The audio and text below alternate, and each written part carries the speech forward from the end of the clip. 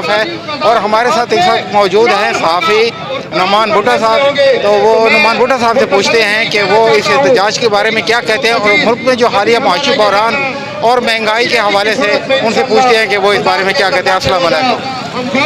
بہت شکریہ مدنی صاحب. ڈیر اسماعیل خان کے اندر صرف جماعت اسلامی نہیں بلکہ جتنی بھی سیاسی جماعتیں ہیں سب کی جانب سے احتجاجی مظاہرے کیے جاتے ہیں، لیکن بدقسمتی ہے ڈیرے والوں کی کہ نہ تو بنیادی زندگی کے جو سہولیات ہیں وہ میسر آتی ہیں، نہ ہی لوڈ شیڈنگ کم ہوتی ہے، نہ ہی سوئی گیس کا بحران ختم ہوتا ہے.